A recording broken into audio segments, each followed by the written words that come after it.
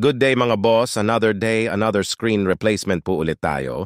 Today, another high-end unit po ang papalitan natin ng screen. Asus ROG Strix G731G, ang model ng laptop. Basag na basag ang screen kaya ang nasabi na lang ng kliyente ay, aray, naku. Joke lang yon mga boss. Tara simulan natin mga boss. Tanggalin ang lahat ng screw sa ilalim ng laptop.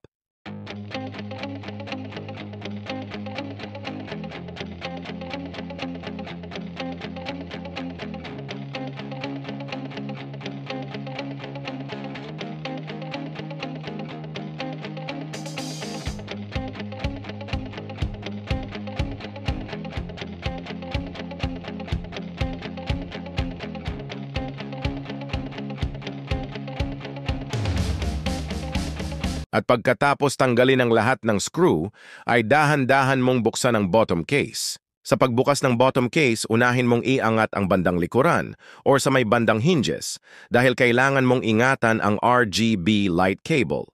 At pag naangat nyo na ang bottom case, hindi nyo na kailangan tanggalin pa ang dalawang cable.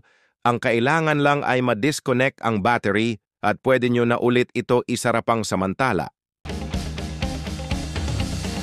At ngayon, pwede nyo nang simulan ang pagbukas ng LCD frame.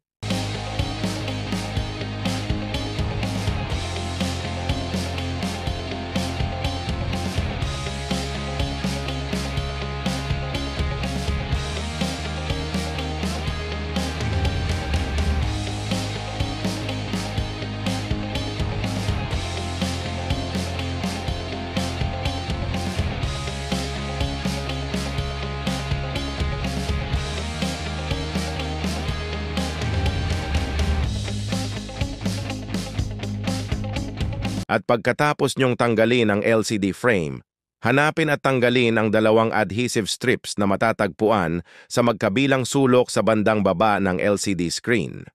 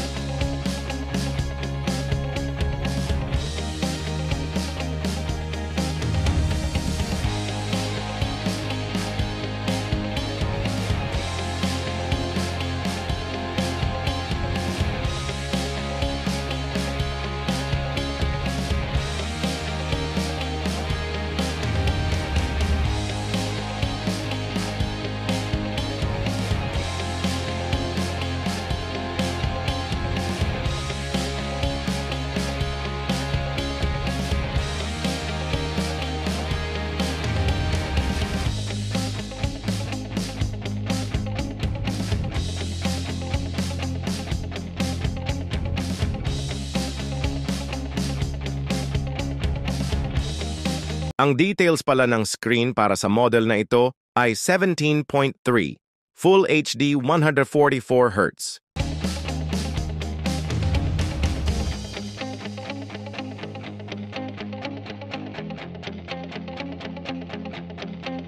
Sa mga naghahanap ng screen para sa model na ito, o ikaw ay naghahanap ng 17.3, Full HD 144Hz, pwede ka mag-message sa amin Facebook page na LCD Republic Laptop Service Center or i-click lang ang yellow basket na makikita sa ilalim ng video na ito.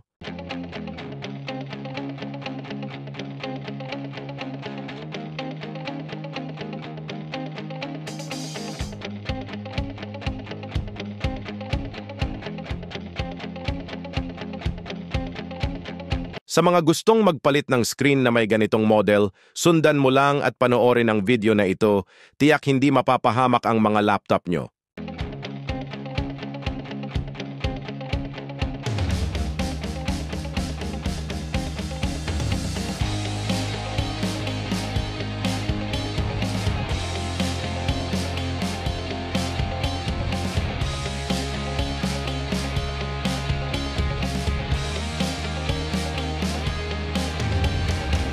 Ayan, tapos na. Sana nakatulong ang video na ito sa pagpalit ng screen para sa model na ito. Salamat mga boss!